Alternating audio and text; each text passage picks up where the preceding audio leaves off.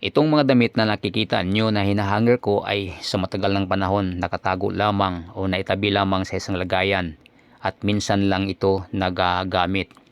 Gawa ng nagtatrabaho ako sa Coca-Cola sa loob ng 13.6 years at ang company uniform ang suot ko sa araw-araw.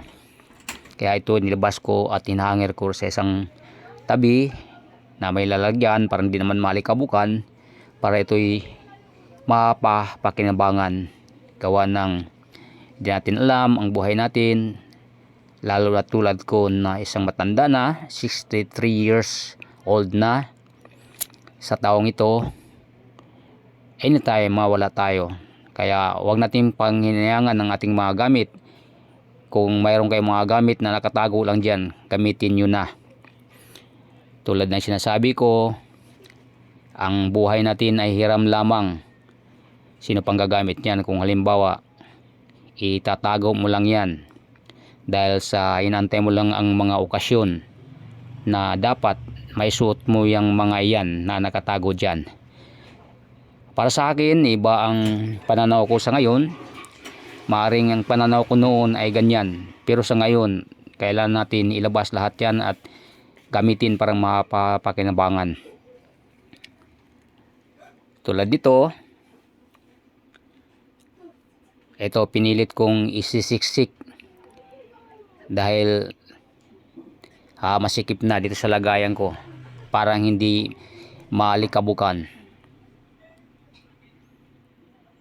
Kasi pag dyan lang guys, pabayaan mo lang sa isang tabi na nakahanger, malikabukan lang yan at yung mga puti, kung mayroon kang mga puti, yan ay magkukulay dilaw na yan kung matagal mong hindi ginagamit.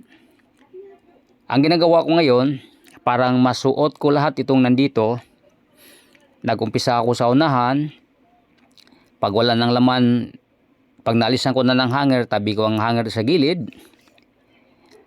Hanggat kung may bago naman na nalalabhan, ibabalik ko ay dito na sa bandang hulihan para lahat ng mga damit ko ay maisuot ko pagdating ng araw. Yan, ang pinaka una sa unahan ay yun ang maunang magamit. Para magamit yung nasa hulihan, yung bagong laba ay ilagay mo sa pinakahuli para yung nasa hulihan na dinugtungan mo ay sa unti-unti mong pagbabawas para may suot mo lahat yan. Aabutin at abot ka doon sa dulo, doon sa pinagdudugtungan mo, parang magamit mo ang lahat mong mga damit. Ganun na rin sa pantalon. Diyan, mayroon din tayong mga maraming pantalon diyan na gamit uniform sa ating company ng Coca-Cola at hanggang ngayon ay ginagamit ko pa rin. May mga jacket, itong dito sa bandang hinawakan ko, hindi dito sa kabilang dulo.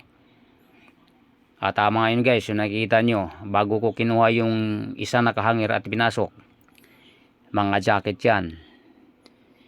Kaya ito pinilit kong ipasok lahat dito para kung gusto kong gumamit, alam ko na kung saan ko kukunin, makukuha ko rekta at magagamit talaga. Kaysa itago mo, hindi mo alam kung saan nabaon.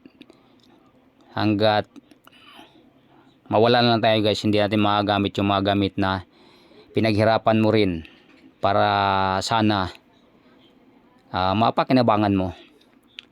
Yan na lang guys ang gagawin natin.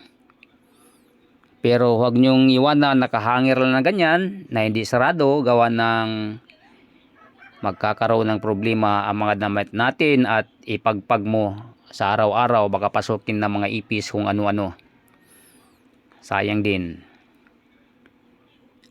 Yan, di bali yung pambahay diyan na lang sa labas. At ganun din naman ang style ko ngayon.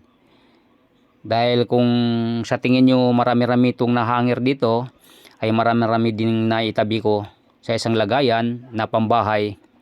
Kaya para magamit mo rin lahat ng mga yan, Ganun din ang style ko rito. Dito ako dumudukot o doon ako dumudukot sa pinakailalim para yung mga bagong laba ay nilagay ko sa taas. Habang dinudukot mo sa ilalim, sinusuot mo sa araw-araw ay paubos ng paubos yan. Ang nasa ibabaw, yun na rin ang magagamit mo. Pag nandun na siya sa ilalim, ang ginagamit naman nakaibabaw naman uli. Kaya nagagamit mo lahat. Pantalon ganun din ang gagawin nyo. Ganun din ang ginagawa ko. Ayan guys, maraming salamat sa panonood na sa videong ito. Tip ko lang yan sa inyo, parang magamit nyo lahat ng mga gamit, mga damit, pantalon, pambahay, mano pang lakad.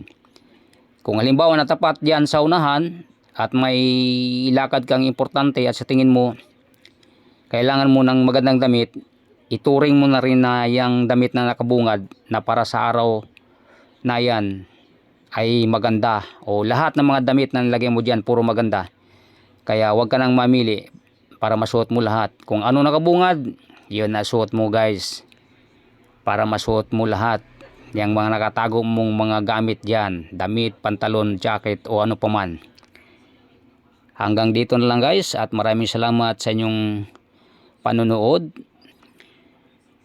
at sana makatulong din yung mga sinasabi ko para magamit nyo kung marami naman kayong mga damit, kung ano pa mang mga gamit dyan. Kung sapatos, ganun din.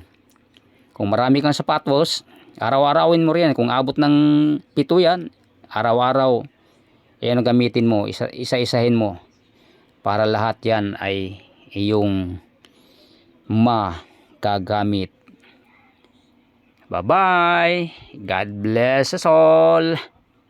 Ingat lang po, ingatan ang kalusugan dahil yan ay higit sa lahat ng kayamanan na mayroon tayo diyan.